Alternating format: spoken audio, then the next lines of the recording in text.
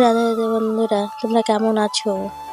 আমিও খুব ভালো আছি। এই জায়গাটাকে চিনতে পারছো? কে কে এই জায়গাতে আসছো চা খেতে? অবশ্যই কমেন্ট করে বলো প্লিজ। আমার ভিডিও যদি তোমাদের ভালো লাগে তাহলে অবশ্যই ভালোবাসা দিয়ে পাশে থেকো প্লিজ। তোমাদের ভালোবাসা আমার অনেকটা এগিয়ে নিয়ে যেতে সাহায্য করবে।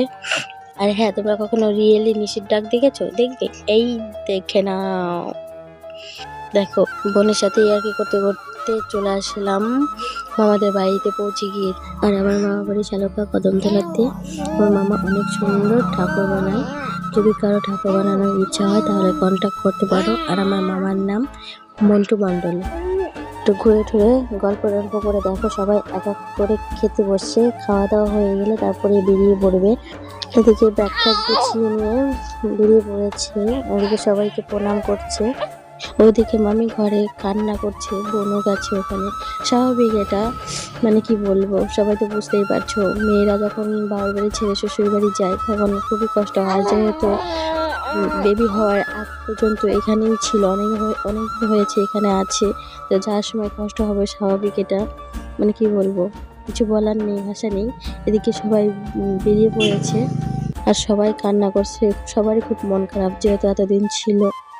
আমারও খুব কষ্ট হচ্ছিল, কারণ আমারও তো কিছুদিন পরে চলে যেতে হবে এভাবে সবাইকে ছেড়ে। মানে বোনকে দেখে আমারই খুব কষ্ট হচ্ছিল যে আমি কি করে থাকবো, তাহলে এর কেমন লাগতে পারে। বাবার বাড়িতে দুদিনের জন্য, কষ্ট হোক, যত ঝড় ঝাপটা আসুক, তবুও শ্বশুর বাড়ি মানিয়ে নিয়ে চলতে লাগে। এদিকে বোনকে গাড়িতে উঠিয়ে দিয়ে বোনকে সবাই বুঝাচ্ছিল যে আর কান্না করিস না, বাবার বাড়ি কয়দিন শ্বশুর বাড়িতে তো থাকতে হবে, আর পুচকুটাকে একটু দেখে রাখিস। দেখো পুচকুটা কিভাবে হাসছে, ওর মা কান্না করছে আর ও হাসছে। আর আমার মেয়েকে দেখবে, দেখো গুলিয়ে তাকিয়ে আছে। বোন চলে গেল, এদিকে মামি বসে কান্না করছে, বুঝিয়ে তারপর বাড়ি নিয়ে যাওয়া হচ্ছে। তারপর খেয়ে দিয়ে আমরাও বেরিয়ে পড়লাম। আজকের মতন এখানেই শেষ করলাম। দেখা হবে।